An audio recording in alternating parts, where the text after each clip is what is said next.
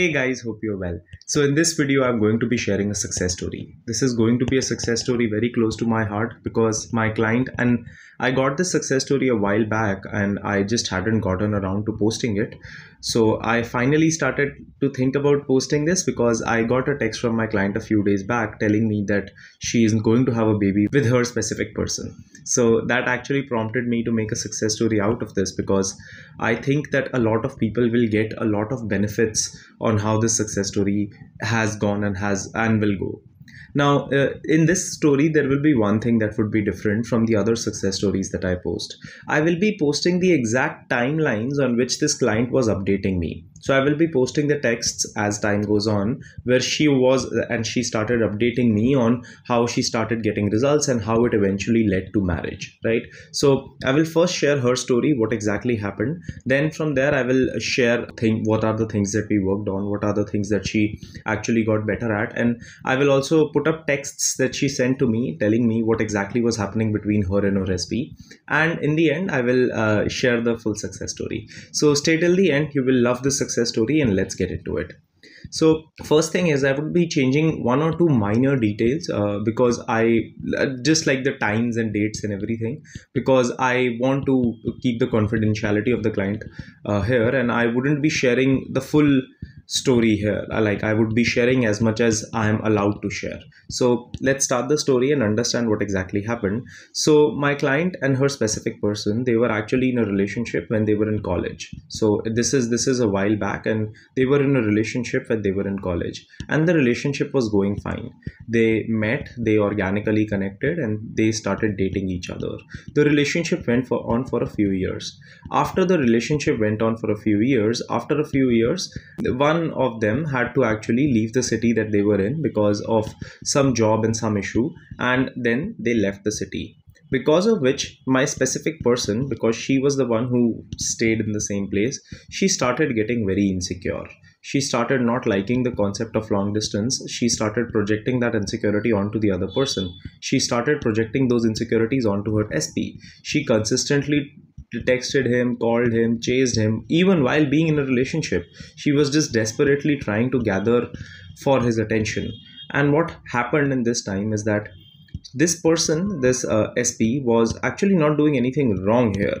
He was just acting normally. But my client had some insecurities, and she thought that the SP will deal with those insecurities for her.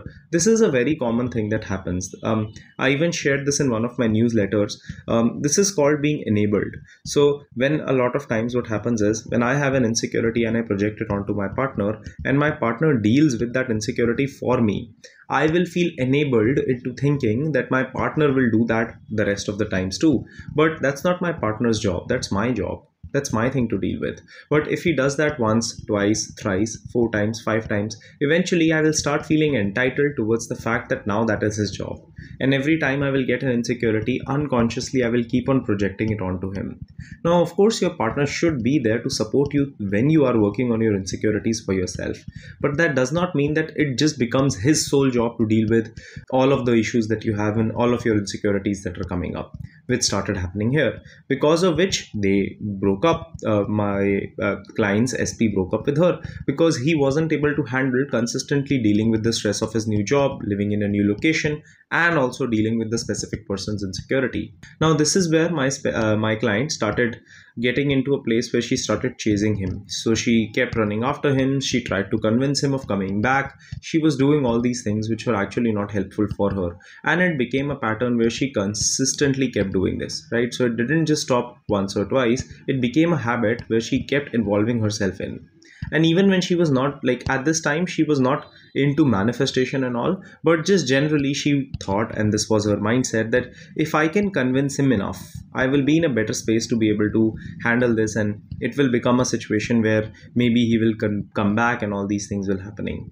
But convincing someone of coming back to you doesn't work. If it was working, you probably would have gotten what you wanted by now, because each one of us has at some point chased the other person, right? Even if we haven't done it physically, we have done so mentally. We have consistently kept tabs on where the other person is, what they are doing, how our decisions are affecting their life, even when we are not together. And we have actually created these dynamics in our mind where we have pedestalized them because of it, which isn't really helpful for anyone and wasn't really helpful for my client. Now after this, what happened is, she started detaching a little bit, she started working on her life, and they got together. By this time, she does not know what manifestation is, right? Or conscious manifestation is. So she started, they started getting together, but eventually what happened is that, and they were dating and everything was going fine, but their parents didn't agree, and because their parents didn't agree, they had to eventually end up in a breakup. Now this is where my client first reached out to me. She was in a situation where she wanted to work on it. Over further introspection, we realized a lot of things. The first thing that we realized was that my client does not now feel safe with the idea of being in a relationship, not with anyone, not specifically him, but with any person in the world. There was a big reason for that, and the big reason for that was because she had been into relationships, and especially with this person 2 3 times. Like, they have been back and forth multiple times, and every time she used to get together with him, it used to come with certain sets of hope, right? That this relationship will work out, I have these expectations. And when she used to be disappointed, she used to feel very, very hurt. So how our mind counteracts this is that it doesn't put both feet in the water. It tells us that, you know what, just put one foot in the water, because eventually if this doesn't work out, you will end up being hurt, right? So we escape vulnerability and uncertainty by running away from it, and in fact that becomes a very big reason why we don't get what we want in the first place. This is what many people do when they are going for a job or going for a manifestation. And a big reason why people miss routines too is because a part of us does not feel safe receiving what we want, because we are afraid of disappointment and failure. So we rather won't apply 100%, because if we apply 100% and we fail, it would feel bad. But if we apply 50% and we fail, at least we can tell ourselves that the reason that we failed was because we only applied 50%. So this is a very common thing, and this is what she was doing, right? Eventually we started working on her, and our focus became her. Now this is where this specific person started reaching out again. By this time, my client had taken a one-off session with me where we discussed these things, and she started working on these things for herself. Now eventually what ended up happening is that the specific person came back, but he didn't come with the commitment that she wanted. He just came back by calling her, texting her, giving her attention, and doing all these things, right? At that time, that felt good, and she counted that as a form of movement. For me, that isn't movement. For me, if you have already been through this cycle and you're sure in your mind that you want a relationship, then that is the kind of thing that you should accept, right? So your bar, or what you consider movement to be, will also grow as you grow as a human being, right? As you grow yourself and as you raise your standards, what you would call normal, what you would celebrate, what you would think is a big thing in your mind, would keep on changing too as time goes on. And that's fine. It should change, because you are also changing. That's what started to happen with her. She started putting herself in a position where she started now changing, and she started receiving results, but not the full results. This kept on for a few weeks and months, and what eventually ended up happening was that she couldn't get the commitment from him, and this is where she reached out to me, and this is where we worked for a slightly longer period of time. Now what happened here is that first we established that she does not have to settle, and she has to create boundaries with this person, right? That she knows that she wants the full commitment, and she has to create a boundary with him, and she actually did so in the physical world. And the boundary has to be for her, which was the biggest game changer. When she put this boundary up, she put it for herself. She created that boundary for herself. She created this boundary of walking away from this situation for her, because she knew that she deserves more. Not because she wanted the specific person to now realize that now that she has created a boundary, he has to now come and give her what she wants. No, she did it for herself. She did it because her self-concept was that way. She did it because she wanted to value herself. She created a boundary here where she put the boundary up that I don't want to be in a dynamic with this person where I am settling and getting into this situation again. Right now, after creating a boundary, and we were working a lot on her relationship mindset, we also worked a lot on her perceptions of this person. Now the reason that we had to specifically work on that with her, and when I actually don't have to do that with a lot of clients, is because her general relationship beliefs were generally good. Like, she came from a background where relationships were something that she saw were actually easy and good. It's just that in the middle she got influenced by a few things which resulted in the situation not working out. But her mindset towards that was not actually bad, because it wasn't that bad. Her issues were very specific, right? A lot of times with most of the people, what the issue is that their focus has to be the general area, because if they work on the general, the specific takes care of it by themselves, because their issue was the general part. With her, the situation was different. So now I'm going to tell you how this client reached out to me. I'm also going to be posting these messages. You must be seeing them on the screen right now. And I'm also going to be reading them out aloud. You can also pause and you can read them. But what the first time this client texted me, she said, since our last session, I have realized so much about myself. That day I literally cried so much because I realized what I was doing to myself.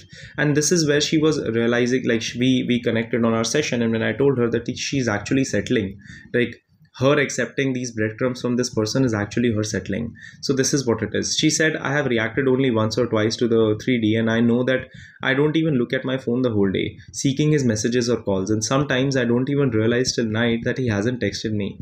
So I am so caught up in improving myself, improving my inner dialogues, focusing on my career, and all things are going good. One more update, we met on the 3rd, and as I was in a city for some time earlier, he told me that he won't be able to make time due to his work and schedule, but in the evening he himself called and told me that he took his leave and everything, right?